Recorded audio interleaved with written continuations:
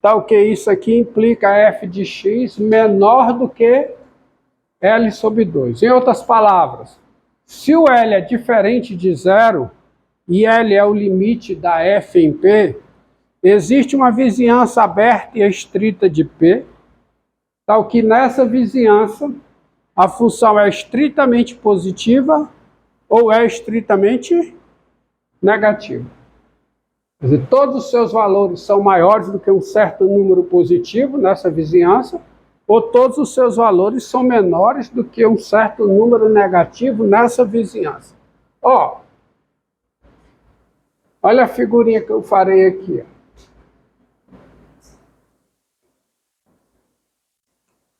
Fazer uma figurinha para enfatizar a intuição. Está aqui o X, está aqui o Y, tá? Está aqui o P, digamos que está aqui o L.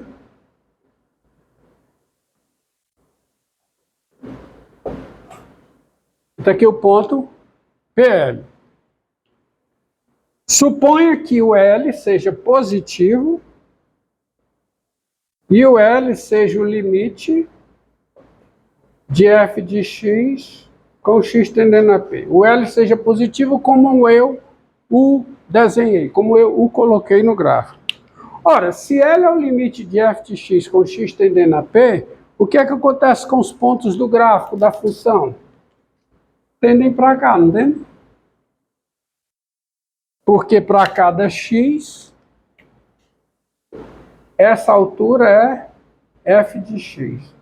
Se f de x tem limite L, os pontos do gráfico da função vêm para cá, tanto pela direita quanto pela esquerda.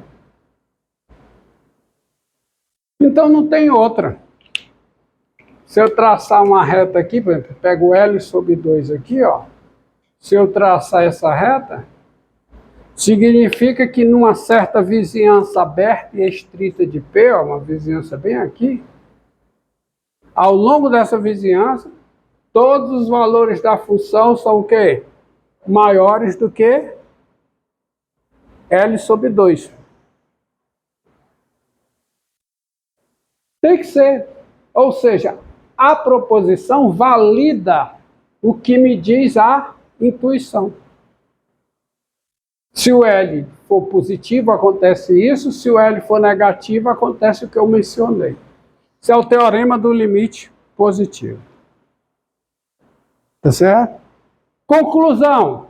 Se numa vizinhança aberta e estrita de um ponto, todos os valores da função são negativos, ou são menores ou que iguais a zero, e a função tem limite num ponto, o limite precisa ser menor que ou igual a zero. Vocês entenderam o que eu disse? É uma consequência dessa proposição, corolado dessa proposição. Se numa vizinhança aberta e estrita de um ponto, os valores da função são todos menores que ou iguais a zero, e o limite da função nesse ponto existe, o limite necessariamente é menor que ou igual a zero. Porque se o limite fosse positivo, existiria uma vizinhança onde a função seria o quê? Completamente positiva. Mas isso entra em contradição com a hipótese. Numa vizinhança estrita de um ponto, os valores da função são todos menores que ou iguais a zero. Então não pode haver outra vizinhança aberta e estrita onde a função é toda positiva. Tá certo? Bem, continuemos. Continuemos, tem mais uma proposição. Aí demonstrei essa, mas as hipóteses têm acento, né? Pelo menos até ontem tinha. Já que a gente mudou? Vamos lá. A outra proposição é a seguinte.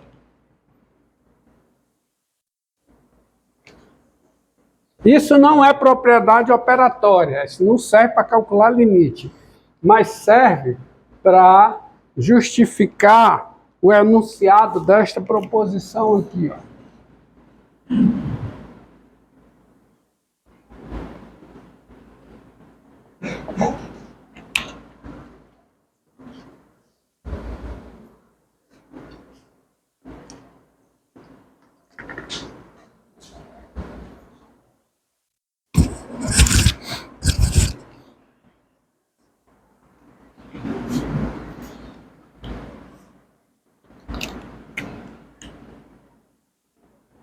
sejam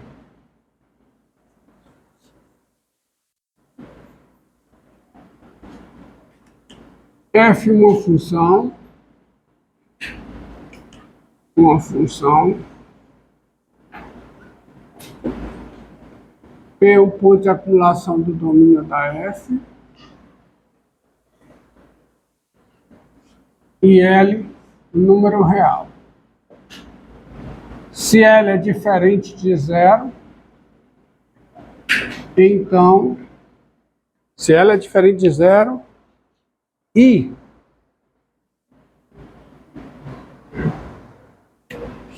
L é o limite de f de x com x tendendo a p, então 1 sobre L é o limite com x tendendo a p de 1 sobre f aplicado em x. Ou seja, o limite de um inverso multiplicativo de uma função é o inverso do limite, desde que o limite seja, sendo o limite diferente de zero.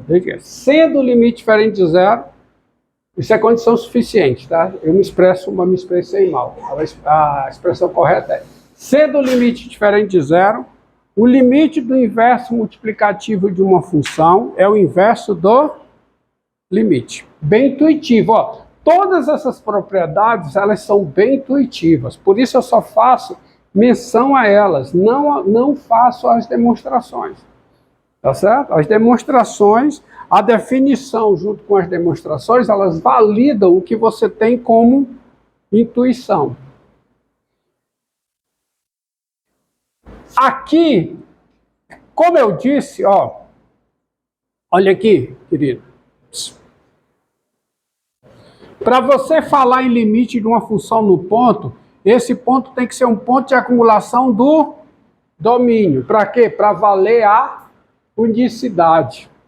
Então aqui, o ponto P é supostamente ponto de acumulação da função. Mas por que ele é ponto de acumulação do inverso multiplicativo? Por causa do teorema do limite positivo. Se P é ponto de acumulação do domínio da F, L é o limite da F em P, e L é diferente de zero, por esse teorema, numa vizinhança aberta e estrita de P, a F também é diferente de zero. E se a F é diferente de zero numa vizinhança aberta e estrita de P contida no domínio da função, eu posso me aproximar de P por valores no domínio da função aonde a F não é nula. Ou seja, eu posso me aproximar de P por valores no domínio da função que estão no domínio da 1 sobre F. Então, beleza, resolvido esse problema técnico. Tá? E para finalizar as propriedades operatórias, que na verdade é um corolário dessa, todas estão demonstradas nas notas. E o corolário dessa é o seguinte, e aí a última propriedade operatória, que diz o seguinte: sejam LM números reais, FG funções e P um ponto de acumulação da intersecção dos domínios. Aí, se L é o limite com x tendendo a P de f de x, M é diferente de zero e M é o limite de g de x com x tendendo a P, ou seja, se L é o limite da f em P, L é o limite da g em P, o M é o limite da g em P, perdão, e o M é diferente de zero, então L sobre M é o limite com x tendendo a P de f de x sobre g de x, que eu prefiro escrever assim, f sobre g aplicada em x. O que é que diz aqui? O limite do quociente é o quociente dos limites. No caso em que os limites existem, e o limite do denominador é o quê? Diferente de zero. Então você tem limite da soma é a soma dos limites nas condições expostas. Limite de uma constante vezes uma função é a constante do limite. Limite do produto é o produto dos limites. Limite do inverso multiplicativo é o inverso do limite. E o limite do quociente de funções é o quociente dos limites. E sabe por que que esta é corolário? Se eu demonstrar essa daqui, tendo demonstradas as outras, quer dizer, demonstrada essa e as anteriores, isso é consequência direta. Sabe por quê? Das anteriores. Porque vocês já viram que o quociente de duas funções é o produto de uma pelo inverso da outra. Como é o limite do produto, é o produto dos limites, e o limite do inverso multiplicativo é o inverso do limite, sai esta daqui direto. Tá? Bom? Então eu tenho todas as todas não, ainda faltam algumas, mas aí as principais são essas. Tá? É a da composição, mas a da composição para mais tarde. Agora, onde eu parei? Diga. Como é? Que propriedade? Essa daqui é o teorema do limite positivo. Tá? Nas notas ele está enunciado. Agora, olha, deixa eu apagar tudo aqui.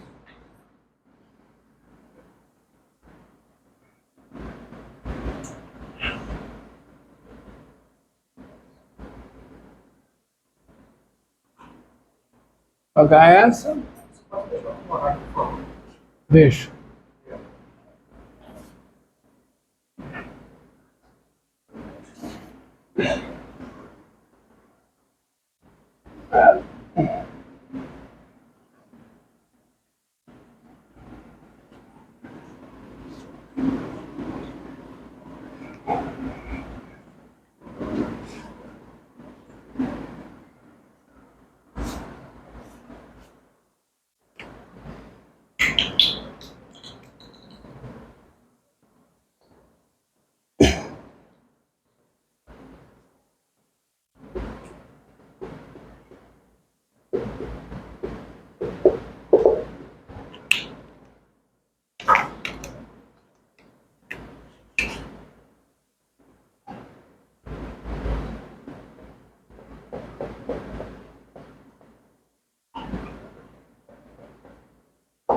Diferente de zero. Dado P real, limite de AX mais B com X tendendo a P é igual a P mais B. Isso é bem facinho de demonstrar. Tá? Bem facinho de demonstrar. Limite, à luz da definição. A intuição diz que isso é verdade, né? Agora, eu consigo justificar isso usando a definição? Consigo. Tá? Consigo, porque isso aqui é tão simples provar. Prova. Sejam A e B reais com A o quê? Diferente de zero. Então, ora, admita as hipóteses, que A e B são reais com A diferente de zero e P é real qualquer. Ora, dado epsilon maior do que zero, quero provar usando a definição, dado epsilon maior do que zero, com delta igual a epsilon sobre A, epsilon sobre A não, o delta precisa ser o quê? O delta precisa ser o quê? Hã? Positivo. Então, delta igual a epsilon sobre o módulo de A. Tens, primeiro, o delta é positivo, né? Não é? E x no domínio da f. Quem é o domínio da função afim? Quem é? Os reais, nem preciso mencionar. E x menos p menor do que delta, tá certo? X menos p menor do que delta, maior do que zero, implica o quê? Ó, vou até fazer aqui. Implica, se eu multiplicar isso aqui por módulo de A, quando é que fica, hein? Multiplicando os dois lados por módulo de A, os dois lados dessa desigualdade por módulo de A, por quê? Fica módulo de A vezes o módulo de x menos p, tá certo? Menor do que o quê? Menor do que? Menor do que A, módulo de A vezes quem? Vezes delta. Mas isso implica o quê? Você já posso apagar? Isso implica o quê, gente? Quem é o módulo de A vezes x menos p? É o módulo de A vezes x menos p, não é? Ó? O produto dos módulos, é o módulo do produto, menor do que... Quem é o módulo de A vezes delta? É o epsilon. Mas isso implica o quê? AX menos AP menor do que delta. Mas isso implica o quê? Quem é AX menos AP? É AX menos B menos AX mais B, desculpe, menos AP mais B. Não, não. Então o que é que está provado? Dado epsilon maior do que zero, existe um delta positivo, tal que isso aqui implica o quê? Implica isso menos isso menor do que epsilon. Acabou. Isto diz que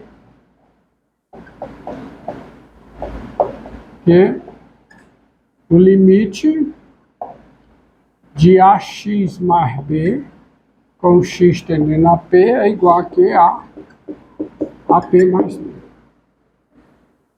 Para não dizer que eu não demonstro tudo, tá? Tá aí, ó. Isso aqui é a minha função f de x, ó. Vamos só destacar aqui. Quem é isso? Quem é? Isso aqui é a minha função f de x. É a minha função f aplicada em x, melhor dizendo. Então, o que eu provei? Eu provei que, dado f maior do que zero, existe um delta positivo, tal que isso menor do que delta e pertencente ao domínio da função, mas o domínio da função é os reais, não preciso nem mencionar, é redundante. Isso implica o quê? Isso implica f de x, o que isso é o f de x, menos o que? O f de p, menor do que epsilon. Isso garante o quê? Isso garante que esse limite vai ser. Pronto, está feito.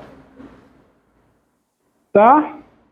Você também consegue demonstrar essa seguinte proposição. Essa eu não vou fazer, essa é bem simples.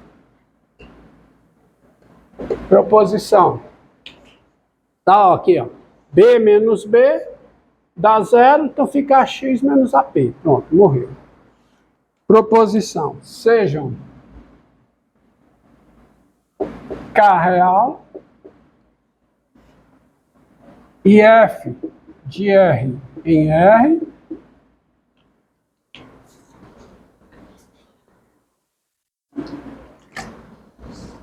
e F de R em R a função dada por